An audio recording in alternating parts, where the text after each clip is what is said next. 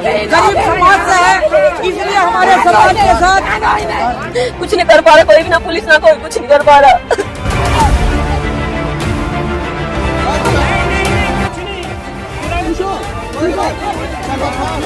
महिलाओं पर जब भी अत्याचार की बात होगी तो भारतीय जनता पार्टी की तरफ से दिया गया एक नारा, बेटी बचाओ बेटी पढ़ाओ, इसको याद किया जाएगा। बेटी बचाओ बेटी पढ़ाओ, ये नारा जितना अच्छा है उतना ही बुरा उनके राज्यों में हो रहा है। मैं बात उत्तर प्रदेश की करूं, और उत्तर प्रदेश में गृह मंत्री अमित शाह जब पिछले दिनों गए थे तो दूरबीन लगा करके अपराधी नहीं मिल रहे हैं, और उसके साथ उन्होंने बयान दिया था कि रात के 12 बजे गहने लाद करके महिलाएं जा सकती हैं। और उत्तर प्रदेश में हो क्या रहा है, पुलिस अपहरण करके बलात्कार कर रही है, और दूसरी तरफ मेरठ में दबंग खेत में गई मां और बेटी के साथ ऐसी अमानवीय हरकत करते हैं, बेटी को अगवा करते हैं, मां रोकती है, ऐसा हमला करते हैं, लहूलुहान मां हॉस्पिटल पहुंचकर दम तोड़ देती है, परिवार धरने पर बैठा हुआ है और न्याय नहीं मिल रहा है। मैं चाहता हूं कि पहले बात आप शुरू करें तो अमित शाह के इस बयान को देखें, जिसमें अमित शाह ने यह बात उत्तर प्रदेश में जाकर बोली थी कि कैसे रात के 12 बजे बहन बेटियां इतनी सुरक्षित हैं कि वो गहने लाद कर जा सकती हैं।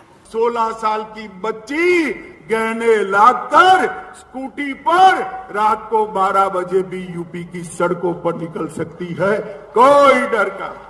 अमित शाह के इस बयान को सुनने के बाद योगी आदित्यनाथ का भी बयान सुनिए, जिसमें वो कह रहे हैं कि अगर किसी ने बहन बेटियों को छेड़ा तो अगले चौराहे पर यमराज उसका इंतजार कर रहे हैं। राह चलती हुई किसी बेटी के साथ अगर किसी ने छेड़छाड़ करके उसकी सुरक्षा में सेंध लगाने का कार्य करे किया तो अगले चौराहे पर उस ओहदे का इंतजार यमराज कर रहा होगा, उसको फिर यमराज के यहां भेजने से कोई रोक नहीं पाएगा। इन बयानों को फिल्मी अंदाज में देने की बजाय कुर्सियों पर बैठे जिम्मेदार लोग अपनी जिम्मेदारी निभाते, पुलिस प्रशासन को सख्त करते और कानून का इकबाल बनाते तो उनके डायलॉग बाजी की जरूरत ही नहीं पड़ती, अपराधियों के अंदर खौफ होता।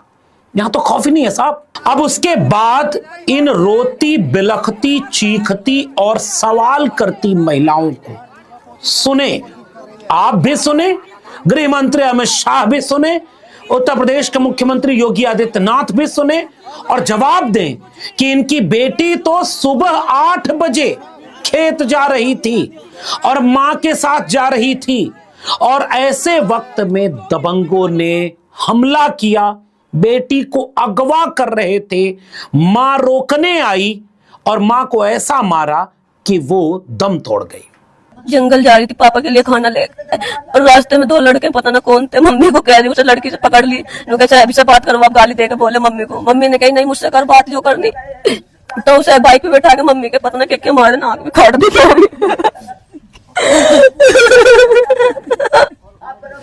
और लड़की बहुत तक नहीं दे रही और कह रही कि वो कर तो फोन क्या जाएगा नौकरी आओ, हम कह रहे फोन माई लालने को ना दे रही है अब तक। पहला हमें अपनी लल्ली चाहिए, अभी तो यूं भी नहीं पता कब आएगी। कहता 10 बजे 11 बजे टाइम बढ़ाते रह रहे, कुछ नहीं कर पा रहा कोई भी, ना पुलिस ना कोई कुछ नहीं कर पा रहा।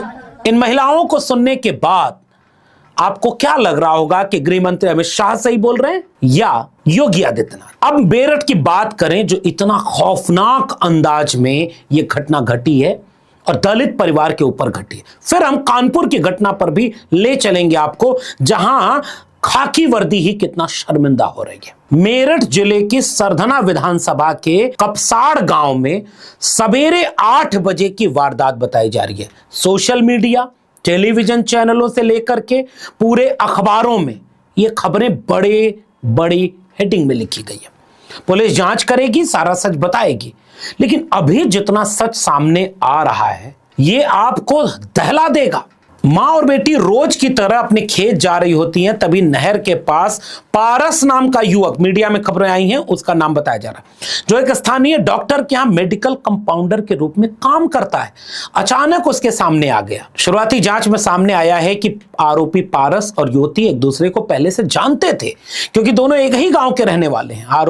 है कि पारस ने दोनों महिलाओं से छेड़छाड़ शुरू की। जब मां ने इसका विरोध किया और बेटी को बचाने की कोशिश की तो आरोपी ने गन्ना काटने वाले धारदार औजार से महिला पर हमला कर दिया। महिला लहूलुहान होकर गिर पड़ी, जबकि आरोपी युवती को जबरन अपने साथ उठा ले गया। पुलिस का बयान आया है कि पुलिस की कई टीमें गठित करके इसकी जांच पड़ताल की जा रही है और हम भी इंतजार करते हैं कि देखिए कितने देर तक जांच पड़ताल होगी, लेकिन पुलिस के बयान को आप सुनिएगा। आज सुबह थाना सरदना से सूचना प्राप्त हुई कि एक युवक द्वारा एक 20 वर्षीय युवती को अपने साथ भगाने के दौरान उसकी मां पर चाकू से हमला किया है। प्रकरण में जो घायल हैं उनको तत्काल अस्पताल भर्ती करवाया गया है। एसपी ग्रामीण के नेतृत्व में इसमें 5 टीमें गठित कर अपराध की बरामदगी और युवक की गिरफ्तारी के लिए शीघ्र प्रयास किए जा रहे हैं। साथ ही में परिजनों की तहरीर पर मुकदमा दर्ज कर इसमें अग्रिम कार्रवाई की जा रही है। अब उसके बाद परिजनों को सुन लीजिए, परिजन क्या आरोप लगा रहे हैं, क्योंकि भाई जिसने अपने घर की एक महिला को खो दिया, बेटी गायब है, पता ही नहीं उसका कहां है, किस हालात में है, जिंदा भी है या नहीं है, कैसे उससे कोई पहुंच नहीं पा रहा है और सारी पुलिस उस गांव में खड़ी है क्योंकि तनाव बढ़ने का आरोप लगाया जा रहा है। परिजनों को सुनिए। पहला मैं अपनी लल्ली चाहिए। अभी तो यूं भी नहीं पता कब कब आएगी। नु कहता 10 बजे 11 बजे टाइम बढ़ाते रह रहे, कुछ नहीं कर पा रहा कोई भी, ना पुलिस ना कोई कुछ नहीं कर पा रहा। इन परिजनों को क्या जवाब देंगे योगी आदित्यनाथ और अमित शाह? वो जो महिला गुजर गई, किसका दोष है? आपसी रंजिश हर जगह होती है, लेकिन जब कानून का खौफ होता है तो अपराधी का मनोबल टूटता है और हर जगह अपराधी प्रवृत्तियां लोगों में आती हैं।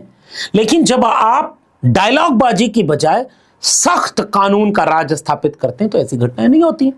यहां तो यही हो गया साहब। और तो और कानून क्या कर रहा है? विपक्षी दलों के लोग अगर इस मुद्दे को उठा रहे हैं, उन्हें रोक रहा है। उत्तर प्रदेश के जितने विपक्षी दल हैं वहां खड़े हो रहे हैं तो सरकार उन्हें रोक रही है। परिजन धरने पर बैठे हैं, परिजन कह रहे हैं कि हम अंतिम संस्कार उस महिला का करेंगे नहीं, बेटी को तो बता दो कहां है वो। सारी पुलिस तो यहीं खड़ी है। इसके बाद आप सुनिए, उसी सरधना के समाजवादी पार्टी के विधायक अतुल प्रधान जो रात में भी हॉस्पिटल पहुंचे जब वो महिला जिंदा थी, उस महिला ने भी हॉस्पिटल में, कई मीडिया रिपोर्ट में यह भी आ रहा है कि कहा कि मेरी बेटी को मेरे सामने ला दो, देख लूंगी तो हो सकता है बच जाऊं। और जब वो हॉस्पिटल पहुंचे उसके बाद जब घर पहुंच रहे थे पुलिस ने रोक दिया। परिजनों से आप मिलने नहीं दे रहे क्योंकि आपको तनाव बढ़ने का डर है। विपक्षी दलों के कई सांसद और आरएलडी के भी कई नेता पहुंचे जो तो सरकार के साथ वहां पर गठबंधन में शामिल है, वो भी करे न्याय होना चाहिए। परिवार पीड़ित जो है वो दलित समाज का है और जैसे ही जेंडर के साथ कास्ट आए, आपको समझ लेना चाहिए कि मामला कितना निर्मम हो सकता है। हाथरस आप भूले नहीं होंगे, उन्नाव आपको याद आ चुका होगा। अंकिता भंडारी को अभी तक न्याय नहीं मिला। उत्तराखंड में आंदोलन पे आंदोलन चल रहे हैं, सरकारें थका देंगी आपको। और यहां पर सरकार इन्हीं के ऊपर आरोप लगा रही है कि ये लोग राजनीति कर रहे हैं। सुनिए अतुल प्रधान क्या कह रहे हैं। इनको, इन लोगों को शर्म नहीं है? यहाँ का एक इंस्पेक्टर अभी यहाँ पर रोक रहा था, अभी आपसे पहले आधा पौना घंटे पहले भयंकर, डॉक्टर इंदर सब लोग बैठे हैं, प्रसाद जी सब लोग यहाँ पर बैठे हैं, भयंकर झड़प हुई। हमने कहा अधिकारियों को, सीनियर अधिकारी को बुलाइए। आप सीनियर अधिकारी से बात नहीं कराना चाहते हमारी? ये कौन सा न्याय है और कैसा न्याय देना चाहते हैं आप? हम ये झगड़ा कराने आए किसी का? हम किसी का दंगा कराने आए क्या? हम सिर्फ एक चीज कहने आए कि पीड़ित के साथ इंसाफ हो।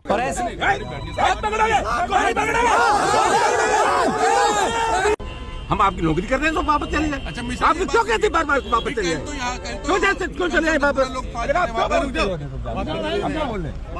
ये बार बार आप कहते वापस चले, हम अच्छा हम नहीं जा रहे, क्या करेंगे आप क्यों रोक रहे हैं हमें? ये आपके रुकने से रुक जाए, आपके रुकने से आप पुलिस के अधिकारी, आप अपनी ड्यूटी करिए। हम एक पॉलिटिकल पार्टी को चलाते तो हमें आप दिशा निर्देश देंगे, दिक्कत नहीं है ना? नहीं, आप हमें ज्ञान दिए जा रहे हैं। दिल दहला दिया। कानपुर में 14 साल की बच्ची का रेप यूपी पुलिस के इंस्पेक्टर उसके साथी ने कर दिया। बच्ची घर से बाहर निकली और स्कॉर्पियो में बैठे इन दरिंदों ने उसे खींच लिया और रेप करने के बाद उसके घर के सामने फेंक दिया। परिवार वाले एफआईआर लिखवाने पहुंचे तो उन्हें भगा दिया गया क्योंकि पुलिस वाले ने रेप किया था। सोशल मीडिया पर जब दबाव बना तो अज्ञात के खिलाफ पहले एफआईआर लिखी गई, कि मामला रफा दफा हो जाए, और उसके बाद जब जनता लड़ने के लिए एकदम सड़क पर आई तो मजबूरन एफआईआर में आरोपियों का नाम शामिल किया गया। और इस तरह की घटनाएं उत्तर प्रदेश में बढ़ती जा रही हैं। द वायर की रिपोर्ट के मुताबिक जो अक्टूबर 2025 में छपी थी कि 2023 में महिलाओं के खिलाफ अपराध बढ़े, उत्तर प्रदेश में सबसे अधिक मामला है, यानी महिलाओं के खिलाफ अन्याय अत्याचार में यूपी नंबर 1। योगी जी अगले चौराहे पर यमराज इंतजार कर रहा है कि आप तो जाति देख करके फैसले लेते हो, आप तो सदन में जाति देख करके अपराधियों का नाम पढ़ रहे थे, और दूसरा वाला कोई पढ़ रहा था उसको कहे रहने दो, अपराधी का नाम पढ़ने की क्या जरूरत है, टाइम लगेगा, देर होगी। आपके राज्य में यह हो रहा है, और ऐसे जाने कितने मामले शायद मीडिया के सामने आ भी ना पाए। कहना पुलिस डायलॉग बोलिए, बेटी पढ़ाओ बेटी बचाओ, या अगले चौराहे पर यमराज, या रात के 12 बजे गहने लाद करके महिला जा सकती है। क्योंकि शायद भारत के लोगों को ऐसे ही सिनेमाई डायलॉग ही पसंद हैं, डिलीवरी में शायद वो यकीन नहीं रखते कि बोलने वाला कर क्या रहा है।